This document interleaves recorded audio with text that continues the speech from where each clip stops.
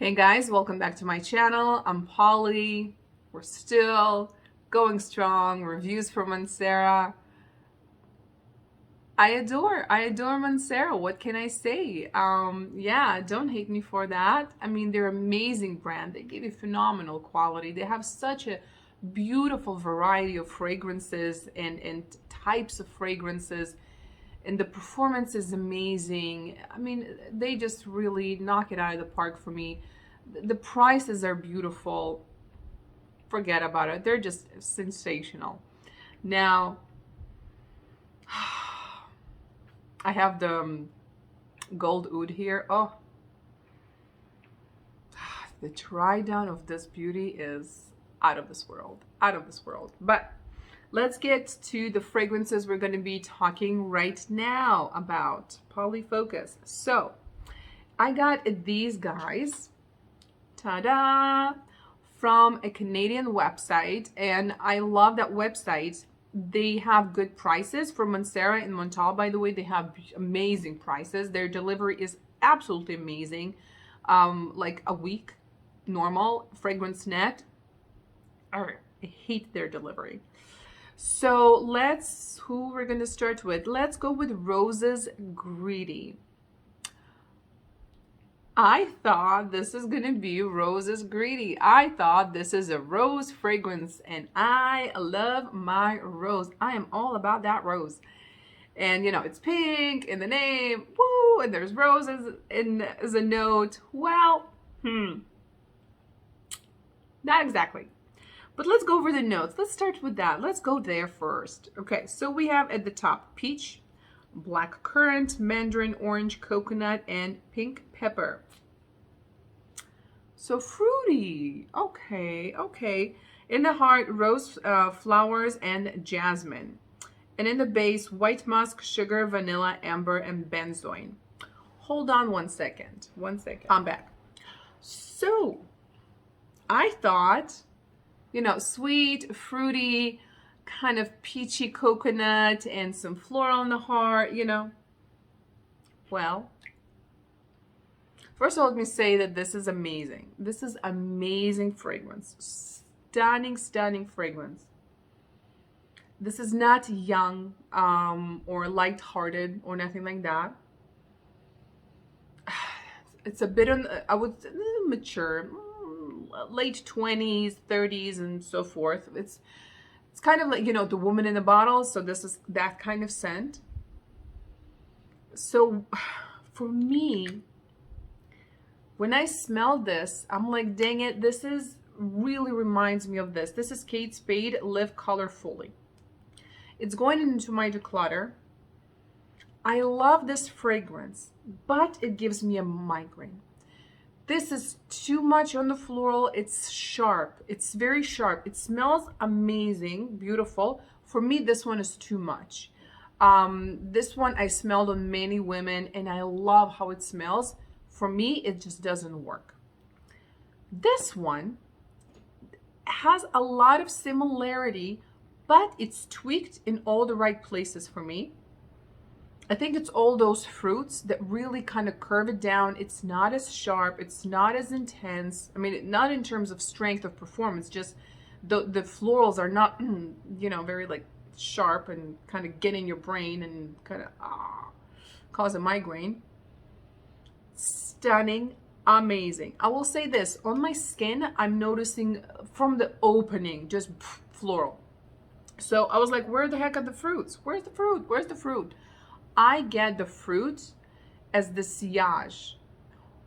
It's more when I'm outdoors and there's wind. So when the wind picks up the fragrance and I can smell it kind of moving in the air, that's when I pick up on all those fruits. The sillage is stunning. It's beautiful. Let me just say it's like that. It's beautiful. It's so feminine. It's so feminine. It's but if you're thinking Roses Greedy, rose fragrance, don't stop thinking that. I know, but their name, well, listen. But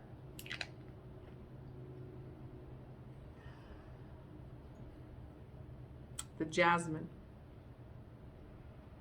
So this fragrance is all about the jasmine, and the rose is chilling in the back. It's his friend. It's you know, it's how do you call that, wingman. So it's the rose is the wing woman for the jasmine. Yeah, that's how it is. But the jasmine, she's doing all the work here. It's all about the jasmine. All the rest, they're chilling. They're chilling. They're like, yay, go jasmine. So you need to love your jasmine. And this is a stunning, I love jasmine. I love, love, love jasmine. This is a real true jasmine. If there's a bush of jasmine and it's spring and it smells, this is how it smells. And I have a bush of jasmine and this is how it smells. A jasmine bush, right? Yeah. It's beautiful. It's beautiful. It's, yeah, it's so real, true jasmine scent. It's amazing. So if you don't like jasmine, but you love rose and you're like, ooh, rose is greedy. No, pull back. It's all about the jasmine. But it's so beautiful. It's so feminine, guys. So feminine. It's so beautiful.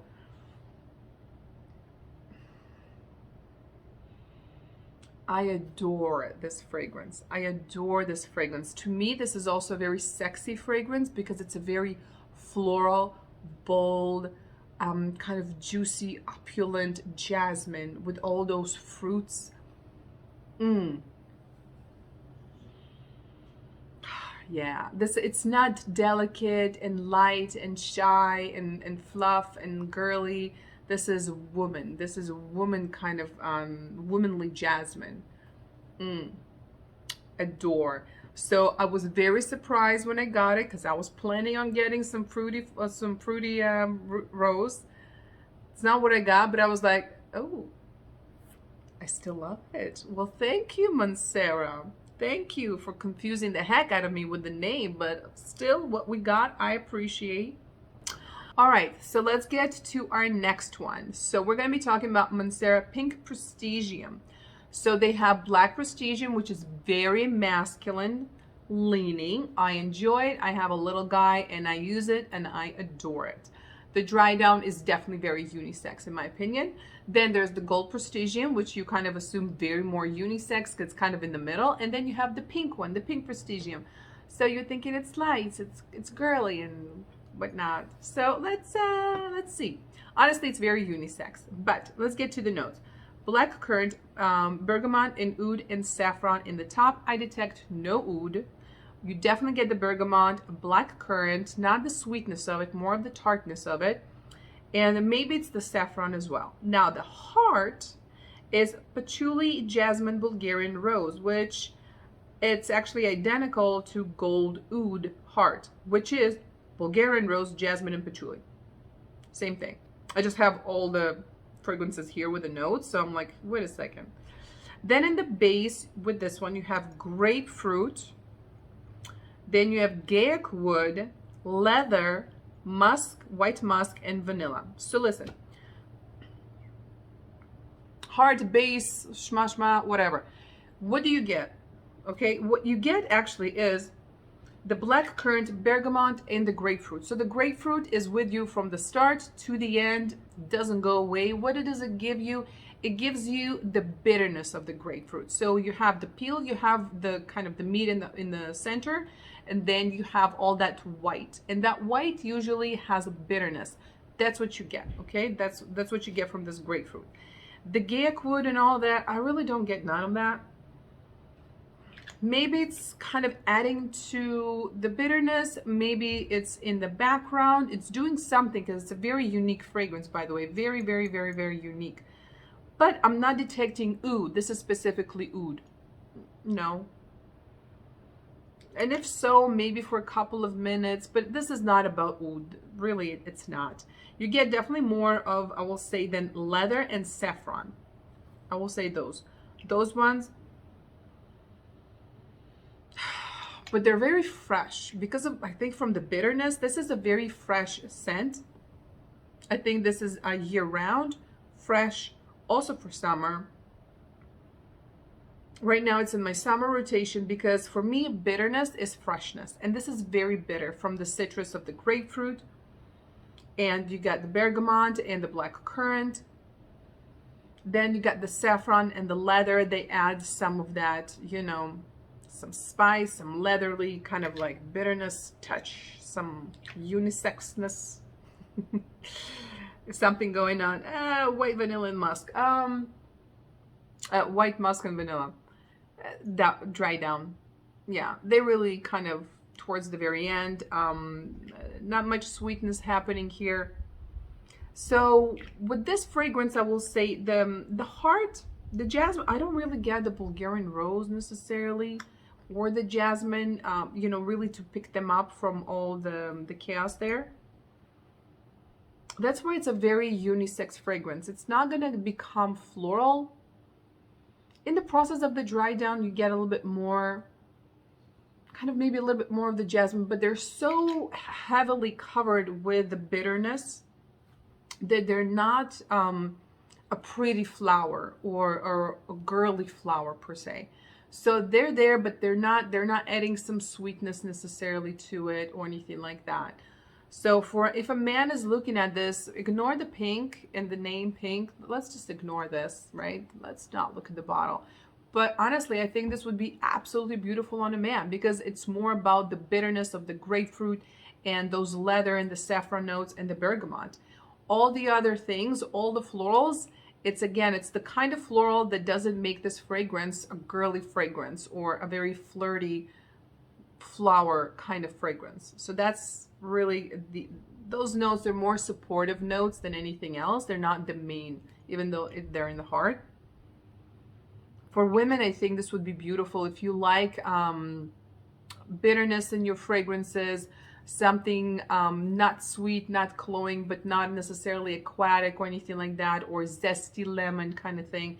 You want just something different. And the leather, it's really nice. The leather is not an industrial or black or a boot or even a jacket. It's just there to, again, kind of support the idea of this fragrance to be this unisex, bitter, zesty fragrance.